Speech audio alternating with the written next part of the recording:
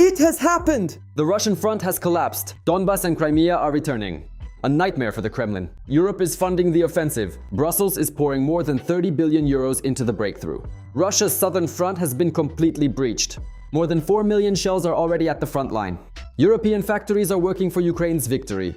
Powerful aid packages. France and Norway are purchasing smart munitions. Russia's rear, beware. All the facts about how the West is preparing Ukraine for the total defeat of the Kremlin, watch right now. My respects. This is Ukraine Today. I am Andriy Silikov. Let's discuss the breaking news. Europe is taking off its mask. Money for a full-scale offensive. Brussels is crossing the Rubicon.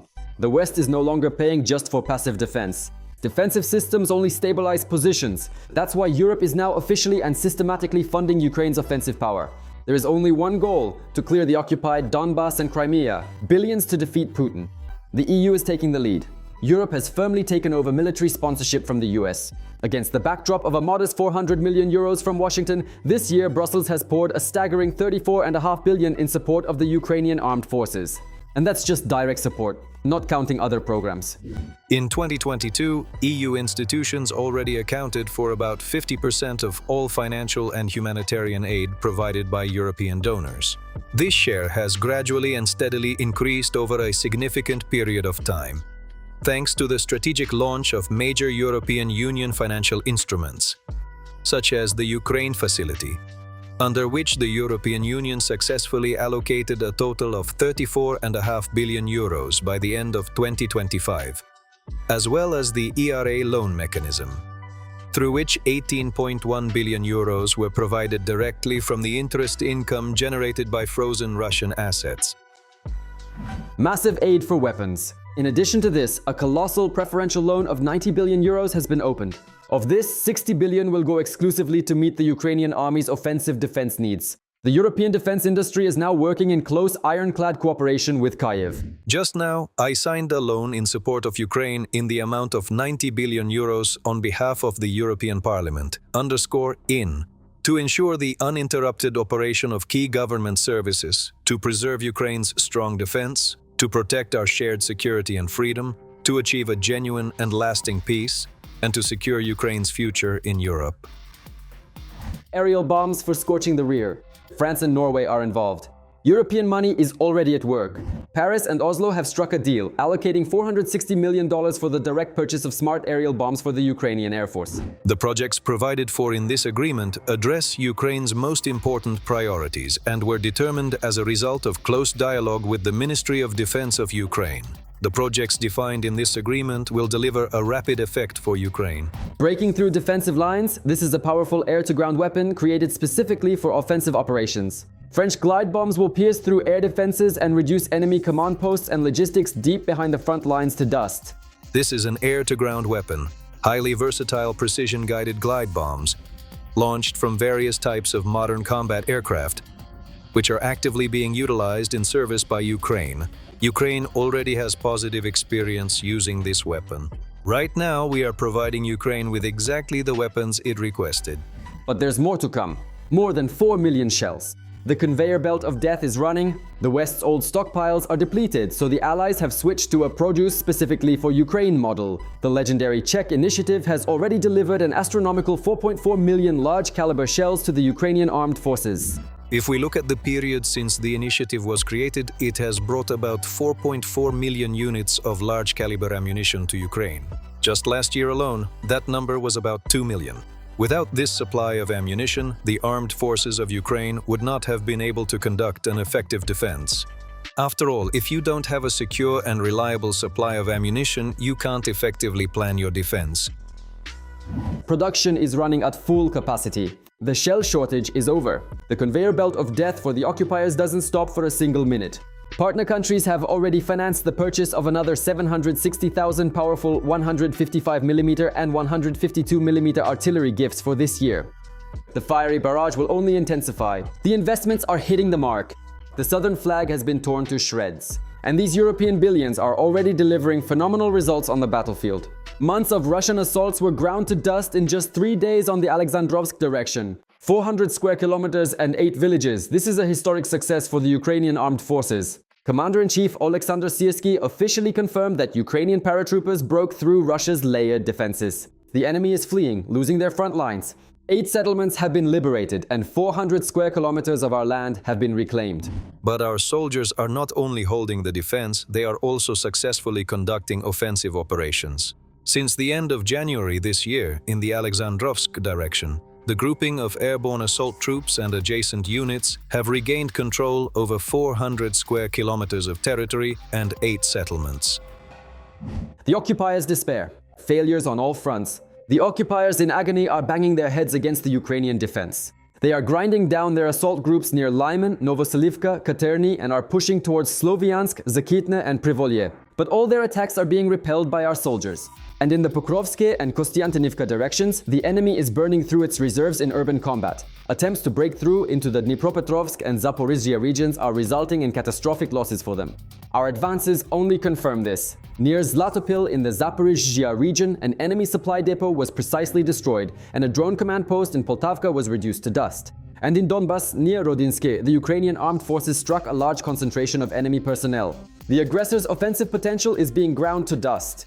And the enemy's defeat is not because of Starlink, but because of the steel of the Ukrainian armed forces. Russian propaganda, in tears, tried to blame their shameful retreat on the disconnection of stolen Starlink terminals, but Volodymyr Zelensky firmly shut down this whining. The operation to break through in the south was planned and began a whole month before the communications were cut off. Let's look at this step by step. The decision regarding Starlink is certainly positive and will be useful. But at the same time, I want to thank our military. The operation in the south, where 400 square kilometers of territory were liberated, began a month before the decision on Starlink. And Crimea is already being prepared for a complete return. The armed forces of Ukraine are tearing the peninsula from the occupiers' grasp. Ukraine has already begun a total sweep. Our military delivered a devastating strike on occupied Jankoy. Russian air defense was pierced through and the strategic P-18 Terek radar stations and the RSP-6 M2 system were destroyed. The occupiers of the peninsula are going blind before our eyes. Before this, the armed forces of Ukraine had already reduced to dust the much-vaunted Bastion division, S-400 launchers, Triumph, and Pantsir S-1 systems. On the night of February 26, 2026, specialized units belonging to the Ukrainian Defense Forces successfully carried out a precision strike against the P-18 Terek radar station and the RSP-6 M2 radar system, which are located in Jankoy, on the territory that is currently under temporary occupation within the Autonomous Republic of Crimea. Objective monitoring confirmed that the targets were hit. No miracles, just heroism and weaponry. The president emphasized no technical phenomena. This is purely the merit, skill, and fury of our assault troops, along with the uninterrupted supply of Western offensive weapons, which have crushed Russian formations. Western military officials are giving a standing ovation. Former NATO Supreme Allied Commander in Europe, General Philip Breedlove, stated the fact: Putin's war machine on the front line is completely atrophying. The robot war has begun. To save the lives of soldiers, the Ukrainian armed forces are pulling people back from the 20-kilometer front line. Ground robotic systems are now taking over logistics, evacuation, and even holding positions. The 26th year will be the year of our total dominance in ground drones.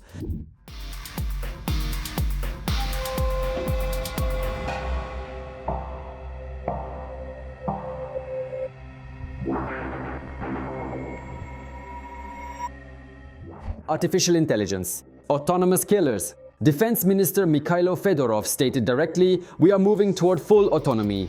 Interceptor drones are being equipped with artificial intelligence. They will be able to independently identify, lock onto, and destroy targets. This year's goal is to shoot down nearly 100% of enemy drones. We are moving toward full autonomy on the battlefield, from machine vision and data analytics to drone swarms. Our ambitious goal is to make Ukraine the first country in the world capable of predicting and neutralizing enemy attacks using AI. Flamingo and Sapsan, Ukrainian ballistics in action. Kyiv has launched serial production of Flamingo cruise missiles and Sapsan ballistic missiles. In January and February, our missiles already tore apart the arsenal in Kotluban, Volgograd, the Kapustin Yar testing range, and a military factory in Udmurtia. Plus, new mass production will begin in a couple of weeks. We will respond to Russia's record-breaking missile strikes with a rain of steel. The private company Firepoint has confirmed the mass serial launch of its new proprietary ballistic missiles is just a matter of weeks. The balance of power has been broken for good. The Ukrainian armed forces are reclaiming what is theirs. The manufacturer of Flamingo, the private company Firepoint, has also stated its readiness to begin serial production of its own ballistic missiles. In a comment to the BBC, the company's management stated that the appearance of this weapon is a matter of just a few weeks. Ukraine is the main shield of the EU. We will reclaim what is ours. The initiative has finally shifted to Kyiv. European financiers, including the head of the Dutch central bank, openly state Ukraine's accession will strengthen the entire European Union with our unique military capabilities. Europe is funding the offensive and the Ukrainian army is burying Putin's empire forever. At this very moment, a historic breakthrough is happening in the south. The Ukrainian armed forces are breaking through the front right now. Ukrainian soldiers are carrying out a phenomenal counteroffensive in the southern direction. The general staff maintains a steely silence, but grand news of the enemy's total defeat is already coming from the front lines. How are our heroes burning out the occupiers' positions and reclaiming their land step by step? Watch all the exclusive details in our report. The Ukrainian counteroffensive does not stop for a moment. That very Zaporizhzhia region continues to bring good news. In particular, this time the fighters of the Defense Intelligence of Ukraine, CHUAR-MO, distinguished themselves. According to our intelligence officers, the fighters of the Artan unit recaptured key positions near Stepnohersk in the Zaporizhzhia region. A series of successful offensive operations was carried out by the special forces of the main intelligence directorate. The effectiveness of the offensive actions near Stepnohersk was due to the high level of coordination among the forces involved. The assault groups operate with the support of heavy strike UAV crews, artillery, and other means of firepower. The fighters have significantly improved the tactical situation in this sector of the front and have also destroyed the advanced assault groups of the Russian army. We are talking about dozens of occupiers. At the same time, strikes on the enemy's logistics and communication hubs have made further assaults in this direction impossible for them. Air assault units were involved here as well, including airborne troops and Russian paratrooper units. And today we see that thanks to the efforts of our assault units, our main intelligence directorate units, in particular the special unit Artan, we have managed to neutralize these enemy advances, truly improve our tactical positions, and accordingly prevent the Russians from reaching the high ground. Analysts note that these results are also due to the fact that the Russians have not been able to recover after their Starlink terminals were disconnected. Despite attempts to restore satellite communications, they have not been able to reach previous levels. They lack sufficient intelligence data. Operational command of frontline units has been disrupted, and the accuracy of their strikes has dropped significantly. Partly because of this, assault troops are constantly running into Ukrainian ambushes. The tactic of infiltrating in small groups has failed. And not because the Ukrainian military used FPV kamikaze drones, and certainly not because they encountered conventional small arms fire from the enemy. A ground-based robotic system armed with a machine gun opened fire on the Russian occupiers. They didn't stand a chance. For security reasons, the exact location of this incident is not being disclosed. All that is known is that it was the defenders of the 32nd Brigade of the Ukrainian Armed Forces who were involved. And there will only be more such operations. It seems that Europe has decided to make a serious investment in offensive weapons for Ukraine. It is already known that France and Norway will fund the transfer of aviation munitions and surveillance systems to us, amounting to approximately $460 million. The weapons will be supplied from the warehouses of the French army, which will allow Ukraine to build on the success of its offensive in the coming months. This offensive is important not because of the amount of liberated land, but because the Ukrainian army is stabilizing the situation in the south and pushing Russian units back. At the same time, analysts note that today's successes of the armed forces of Ukraine are, among other things, the result of reforms carried out in the defense forces. The transition to a core system has essentially allowed command decisions to be made on the ground rather than waiting for approval from the center. This also applies to decisions regarding strikes against the enemy, which has significantly reduced both the time needed to approve operations and increased the effectiveness of our attacks. Drones from the Ukrainian Special Operations Forces struck the area where the Bastion missile division is located in Crimea. This is a coastal missile system that was originally designed as an anti-ship weapon. However, its Onyx missiles are being used to strike Ukrainian cities and the ports of Odessa. Drones also hit an ammunition depot near the village of Nizhnaya Krinka and a logistics warehouse in the area of Velika Novosilka. All of this is in the Donetsk region.